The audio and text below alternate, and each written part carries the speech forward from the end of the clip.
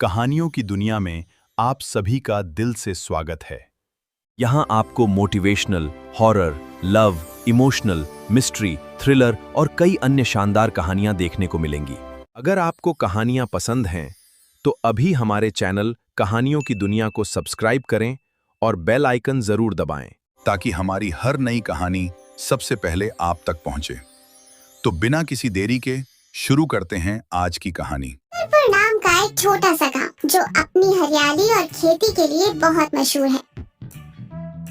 इस गांव में गजेंद्र नाम का एक नौजवान रहता है। वो पेशे से एक किसान है और गांव के किनारे उसका बहुत ही खूबसूरत और हरा भरा केले का बागान है। गजेंद्र को अपनी खेती और खाना बनाने से जान से भी ज्यादा प्यार है। उसके केले के बागान के बीचों बीच 4 बहुत पुराने और विशाल पेड़ हैं। हैरानी की बात यह है कि इन चारों पेड़ों के तनों में बड़े बड़े प्राकृतिक छेद हैं, जैसे गुफा हो। गजेंद्र को खाना बनाने का शौक है। इसी शौक के चलते उसने अपने केले के बागान में उन चारों पेड़ों के बीच में अपना एक छोटा सा ढाबा खोल लिया है। उसने उन पेड़ों के तनों के खोखले हिस्सों के अंदर ग्राहकों के बैठने के लिए टेबल और कुर्सियां लगा दी हैं। यही उसका मशहूर टी ट्री ढाबा है। गजेंद्र नीचे जमीन पर मिट्टी का चूल्हा जलाकर बेहतरीन देसी नॉनवेज बना रहा है। ग्राहक उन चारों पेड़ों के खोखले हिस्सों में लगी कुर्सियों में बैठकर ठंडी हवा में झूलते केले के पत्तों को देखते हुए मजे से खाना खा रहे हैं। इन खास जगहों को गजेंद्र वीआईपी सीट्स कहता है। इस कहानी में गजेंद्र के 2 खास दोस्त हैं। लल्लन, जो हमेशा बड़ी बड़ी हाँकता है लेकिन महा आलसी है, और प्रेमवती, लल्लन की पत्नी, जो बहुत फुर्तीली और मुंहफट है। गांव के मुखिया दीनानाथ जी स्वभाव के बहुत सख्त हैं, लेकिन गजेंद्र के हाथ के खाने के बहुत बड़े दीवाने हैं। सुबह का समय, बागान में ठंडी हवा चल रही है। गजेंद्र जमीन पर बैठा मिट्टी के चूल्हे पर मटन भून रहा है। देसी मसालों की खुशबू पूरे केले के बागान में फैल रही है। लल्लन आंखें बंद किए लंबी लंबी सांसें लेते हुए वहाँ आता है।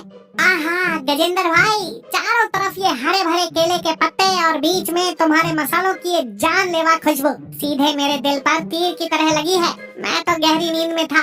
इस खुशबू ने मुझे बिस्तर से उठाकर यहाँ खींच लिया। क्या बन रहा है आज स्पेशल? मटन करी बन रही है ललन बाबू। एकदम असली देसी मसाला कूटा है आज। बैठो, अभी गर्मा गर्म चावल के साथ परोसता हूँ। वो दूसरे पेड़ के छेद में जो टेबल लगी है वो खाली है, जाकर वहाँ कुर्सी पर बैठ जाओ। अरे भाई, उस पेड़ के छेद में कुर्सी डालकर खाने से मटन का स्वाद कोई अमृत जैसा थोड़ी हो जाएगा। और वैसे भी वो पेड़ पर चढ़कर उस छेद के अंदर बैठना मेरे बस का रोग नहीं है। अगर गलती से मेरा पैर फिसल गया तो मैं नीचे किसी गद्दे पर नहीं गिरूंगा, सीधा तुम्हारी उबलती हुई मटन की हांडी में जाकर गिरूंगा। मुझे तो ये नीचे जमीन पर बिछी चटाई ही ठीक है। तभी प्रेमवती वहाँ गुस्से में बड़बड़ाते हुए आती है। ओहो, तो नवाब साहब यहाँ अकेले बैठ के पत्तों के बीच मुफ्त की खुशबू सूंघ रहे हैं। घर में एक बाल्टी पानी भरने को कह दो तो इनकी जान निकल जाती है, लेकिन कहीं से खाने की खुशबू आ जाए तो गली के कुत्तों की तरह पूंछ हिलाते हुए दौड़ पड़ते हैं। अरे भाभी, सुबह सुबह क्यों गुस्सा कर रही हो? ललन भैया तो बस ऐसे ही आ गए थे। तुम चुप रहो गजेंद्र, तुमने इसे बिगाड़कर सर पर चढ़ा रखा है। रोज इस बागान में आना, उन चारों पेड़ों में से किसी एक छेद में लगी कुर्सी में घुसकर बैठ जाना और ऐसे हुक्म चलाना जैसे इस ढाबे का मालिक यही है। बस यही काम रह गया इसका। अरे ओ भाग्यवान, मैं यहाँ कोई मुफ्त की रोटियाँ तोड़ने नहीं आता। मैं तो अपने गजेंद्र भाई को शानदार बिजनेस आइडिया देने आता हूँ। मेरा दिमाग कोई मामूली दिमाग नहीं है। तुम्हारा दिमाग, तुम्हारी आइडिया सुनकर तो रास्ते पर चलती हुई चींटी भी रास्ता भटक कर गड्ढे में गिर जाए। अपने बकवास आइडियाज अपने पास ही रखा करो। तभी गांव के मुखिया दीनानाथ जी वहाँ आते हैं। क्या बात है गजेंद्र, सब तैयार है या नहीं? मेरे लिए एक प्लेट देसी मुर्गे का रसा लगा, और वो तीसरे पेड़ के छेद वाली मेरी टेबल कुर्सी पोंछकर साफ रखी है ना? अरे दीनानाथ जी, वो सीट तो खास आपके लिए ही रखी है। उस पेड़ के अंदर की टेबल एकदम शीशे की तरह चमक रही है। केले का पत्ता भी बिछा दिया है, आप आराम से जाकर बैठिए। दीनानाथ जी बड़े रौब से तीसरे पेड़ के छेद में लगी कुर्सी में बैठ जाते हैं। गजेंद्र ने गर्मा गर्म खाना परोसता है। अगले दिन दोपहर के समय गांव में एक खबर आग की तरह फैल जाती है। शहर से भगवान दास नाम का एक बहुत बड़ा और रईस बिजनेसमैन गांव में आया है। लल्लन हांफता हुआ दौड़कर केले के बागान में गजेंद्र के पास आता है। गजेंद्र, ओ गजेंद्र, गजब हो गया भाई, लुट गए हम। क्या हुआ भैया, पानी की मोटर खराब हो गई क्या? बागान का पानी रुक गया? अरे पानी को मार गोली, यहाँ तो हमारी आंखों से पानी निकलने वाला है। शहर से भगवान दास नाम का एक बहुत बड़ा करोड़पति आ रहा है। उसे पता चला है कि तुम पर गांव के साहूकार का कर्ज है। वो लोग तुम्हारा ये पूरा केले का बागान खरीदने वाले हैं। इन चारों पेड़ों को काट कर यहाँ एक बहुत बड़ा कंक्रीट का रिजॉर्ट बनाने वाले हैं। गजेंद्र बहुत दुखी होकर अपने आंसू रोकते हुए कहता है, क्या मेरे केले के बागान को उजाड़ देंगे? इन पेड़ों को काट देंगे? लल्लन भैया, ये बागान मेरी जान है। मैंने अपना पसीना बहाकर इन पौधों को सींचा है। इन चारों पेड़ों के खोखले तनों ने ही तो मुझे मेरे ग्राहकों के लिए कुर्सी टेबल लगाने की जगह दी है। अगर ये वीआईपी सीट्स नहीं रही तो मेरा क्या होगा? ये खेती, ये ढाबा, यही तो मेरी जिंदगी है। मैं उन्हें अपनी जमीन नहीं बेचूंगा। तभी प्रेमवती वहाँ आती है। हिम्मत रखो गजेंद्र, मैंने तुम्हें पहले ही समझाया था कि गांव में कोई छोटी सी पक्की दुकान किराए पर ले लो, लेकिन तुम्हें तो इस मिट्टी, इन केले के पत्तों और इन पेड़ों से कुछ ज्यादा ही मोह है। अगर कर्ज वालों ने ज्यादा दबाव डाला तो शायद जमीन भी बेचनी पड़े। अरे रोना धोना बंद करो, मेरे पास एक जबरदस्त आइडिया है। वो शहर वाला बाबू जैसे ही यहाँ आएगा, हम उसे अपने गजेंद्र के हाथ का जादू चखाएंगे। इसका खाना खाकर तो बड़े बड़े साधु भी अपना संयम खो बैठते हैं। अगर उसे इस बागान का माहौल और खाना पसंद आ गया तो शायद वो इसे उजाड़ने का इरादा बदल दे। भैया, वो शहर के बड़े बड़े महलों में रहने वाले लोग हैं। पता नहीं क्या क्या विदेशी खाना खाते होंगे। मेरी इस मिट्टी के चूल्हे पर बनी देसी सब्जी उन्हें कहाँ पसंद आएगी? कोशिश करने में कोई हर्ज नहीं है गजेंद्र, तुम्हारे हाथों में अन्नपूर्णा का वास है। ऊपर वाले का नाम लो और जब वो आए तो अपना सबसे बेहतरीन खाना बनाना। बाकी जो होगा वो मैं संभाल लूंगी। शाम का वक्त एक बहुत बड़ी और महंगी कार केले के बागान के बाहर आकर रुकती है। उसमें से भगवान दास नीचे उतरते हैं। वो अपने चारों तरफ की मिट्टी, उस बागान और उन 4 पेड़ों के छेदों में लगी कुर्सियों को देखकर बहुत अजीब सा और नफरत भरा मुंह बनाते हैं। ये क्या बकवास है? ये केले का बागान कितना गंदा और अस्त व्यस्त है, और ये गांव वाले क्या पागल हैं? पेड़ों के छेदों में टेबल लगाकर खाना खा रहे हैं। कल ही शहर से मशीनें मंगवाओ और इस पूरे बागान को उखाड़ कर समतल कर दो। सबसे पहले इन चारों पेड़ों को कटवाओ। यहाँ एक 5 स्टार रिजॉर्ट का नक्शा तैयार करो। ये सुनकर गजेंद्र का दिल बैठ गया था। लल्लन और प्रेमवती ने एक दूसरे का चेहरा देखा। लल्लन डरते डरते दबी आवाज में भगवान दास के पास जाकर बोला, साहब जी नमस्कार। आपका हमारे गरीब गांव में आना हमारा सौभाग्य है, लेकिन आप इतनी दूर से आए हैं। अगर हमारे गजेंद्र के हाथ का स्पेशल चिकन खाए बिना चले गए तो आपका यहाँ आना बेकार हो जाएगा साहब। कौन है बे तू? मैं कोई सड़क किनारे धूल मिट्टी से भरे ढाबों में खाने वाला इंसान नहीं हूँ। मेरा स्टैंडर्ड बहुत हाई है। सेठ भगवान दास जी, आप होंगे अपने शहर के करोड़पति, लेकिन ये कोई मामूली ढाबा नहीं है। ये हमारे सुंदरपुर की ट्री ट्रंक ढाबा है। आप बस एक बार हमारे गजेंद्र के हाथ का स्वाद चखकर देखिए। अगर आपको मजा न आए तो आपसे पहले हम खुद कुल्हाड़ी लाकर इन पेड़ों को काट देंगे। ये मेरी चुनौती है आपको। गजेंद्र डर के मारे आंखें फाड़कर प्रेमवती को देखता है, लेकिन प्रेमवती उसे हौसला देने के लिए आंख मारती। गांव वालों में इतना गुरूर। लाओ देखते हैं तुम्हारा ये खाना। लेकिन मैं तुम्हारे इन अजीबोगरीब पेड़ों के छेदों में लगी कुर्सियों पर बिल्कुल नहीं बैठूंगा।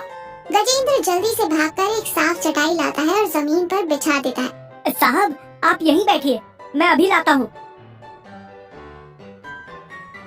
फिर वो बहुत ही लगन से कम मसाले लेकिन बेहतरीन खुशबू के साथ अपना स्पेशल देसी मुर्गा बनाता है और ताजे केले के पत्तों पर परोसता है। भगवान दास बहुत नखरे दिखाते हुए एक छोटा सा टुकड़ा मुंह में रखता है और अचानक चबाना बंद कर देता है। उसके चेहरे के भाव बदल जाते हैं।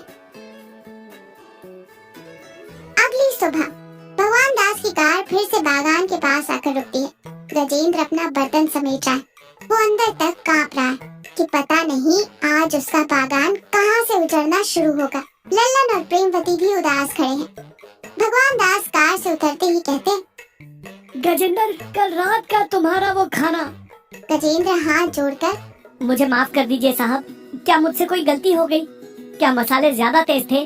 गलती? बाबू गजेंद्र, मैंने शहर और विदेशों के बड़े बड़े 5 स्टार होटलों में खाना खाया है, लेकिन आज तक किसी भी खाने में मुझे इतनी जान, इतना प्यार नहीं मिला। उस केले के पत्ते पर परोसे गए स्वाद में एक अजीब सी सच्चाई और अपनापन था। लल्लन खुशी से उछल पड़ता है। सच में साहब, तो फिर हमारे केले के बागान का क्या होगा? आप इसे कटवाएंगे तो नहीं? इस बागान को उजाड़ना? क्या मैं कोई बेवकूफ हूँ? ये हरियाली, ये मिट्टी, ये पेड़, यही तो तुम्हारे खाने की असली जान है। मैंने अपना फैसला बदल दिया है। मैं यहाँ कोई रिजॉर्ट नहीं बनाऊंगा। तुम्हारे सिर पर जितना भी कर्ज है वो सब मैं चुका दूंगा, और उसके बदले मैं शहर में एक बहुत बड़ा मल्टी क्विजीन रेस्टोरेंट खोल रहा हूँ। तुम वहाँ के हेड शेफ बनोगे। मैं तुम्हें रहने के लिए एसी कमरा दूंगा और महीनों का लाखों वेतन दूंगा। मेरे साथ शहर चलो। गजेंद्र, लल्लन और प्रेमवती तीनों के मुंह खुले के खुले रह जाते हैं। इतनी बड़ी पेशकश की तो किसी ने उम्मीद भी नहीं की थी। अरे गजेंद्र, तेरी तो लॉटरी लग गई भाई। सारा कर्ज भी खत्म और लाखों की नौकरी। अब क्या सोच रहा है? हाँ बोल दे। गजेंद्र वो भगवान दास के सामने हाथ जोड़ लेता है। सेठ भगवान दास जी, आप मेरा कर्ज चुका रहे हैं, इसके लिए मैं जिंदगी भर आपका एहसानमंद रहूंगा। लेकिन मैं शहर नहीं आ सकता साहब। क्यों नहीं आ सकते? क्या पैसे कम लग रहे हैं? मैं और बढ़ा दूंगा। बाबूजी, ये बात पैसों की नहीं है। मैं एक साधारण किसान हूँ। मेरी आत्मा, मेरी सांसें इस मिट्टी में, इस केले के बागान में बसती है। शहर के उन बड़े बड़े स्टील के बर्तनों में पकाने पर मेरे हाथों से वो स्वाद कभी नहीं आएगा साहब। मेरा ये मिट्टी का चूल्हा, ये लकड़ियों का धुआं और मेरे ग्राहकों के बैठने के लिए इन चारों पेड़ों के तनों में बनी ये जगह, यही मेरी असली दौलत है। एसी कमरे में तो मेरा दम घुट जाएगा साहब। अपने हाथों से खेत में पसीना बहाना और फिर अपने बागान में आने वालों को प्यार से खाना खिलाना, इसी में मेरी जिंदगी का असली सुख है। मुझे यही मेरी मिट्टी के पास छोड़ दीजिए। मुझे मेरा बागान और मेरी वीआईपी सीट ही प्यारी है। भगवान दास गजेंद्र की बातें सुनकर स्तब्ध रह जाता है। इस मतलबी और पैसों के पीछे भागने वाली दुनिया में एक ऐसा इंसान देखकर जो पैसों से ज्यादा अपनी मिट्टी, अपनी खेती और अपने काम से प्यार करता है, सेठ का दिल पसीज जाता है। तुम्हारे जैसे ईमानदार और अपनी जड़ों से जुड़े इंसान आज भी जिंदा हैं। शायद इसीलिए ये दुनिया आज भी बची हुई है गजेंद्र। मैंने जिंदगी में पहली बार किसी को पैसों से ज्यादा सुकून और हरियाली को चुनते देखा है। ठीक है, जैसी तुम्हारी मर्जी। तुम्हारा सारा कर्ज मैं अपनी जेब से चुकाऊंगा। ये बागान यही रहेगा और तुम्हारा ये ढाबा भी यही रहेगा। और हाँ, अब से मुझे जब भी असली सुकून और शांति की तलाश होगी, मैं सीधा तुम्हारे पास ही आऊंगा। भगवान दास मुस्कुराते हुए एक अजीब सी संतुष्टि के साथ अपनी कार में बैठकर चला जाता है। कमाल कर दिया गजेंद्र, आज तुमने एक बहुत बड़ा सच साबित कर दिया। असली खुशी नोटों की गड्डियों में नहीं होती, बल्कि अपनी मिट्टी से जुड़े रहने में और अपना मनपसंद काम करके चैन की नींद सोने में होती है। अब बिल्कुल सही कहा प्रेमवती। बहुत भारी डायलॉग मारा तूने आज। और अब इस खुशी के मौके पर गजेंद्र भाई, मेरे लिए एक प्लेट गर्मा गर्म मटन लेकर आ। आज ये लल्लन बाबू जमीन पर नहीं बैठेगा। आज मैं पूरी शान से जाकर पहले पेड़ के छेद वाली वीआईपी कुर्सी पर ही बैठूंगा। बिल्कुल लल्लन भाई, आप सबका प्यार और आशीर्वाद रहा तो हमारी ये खेती और हमारा ये ट्री ट्रंक ढाबा हमेशा ऐसे ही आबाद रहेंगे। सभी लोग हंसते हैं। गजेंद्र वापस अपनी मिट्टी के चूल्हे पर खाना पकाने लगता है। तो देखा, सच्ची खुशी और जीवन की संतुष्टि को केवल पैसों से नहीं खरीदा जा सकता। हमारी मातृभूमि से लगाव, हमारे काम के प्रति सम्मान और अपनी जड़ों से जुड़े रहने में ही इंसान को जीवन की असली और स्थायी शांति मिलती है।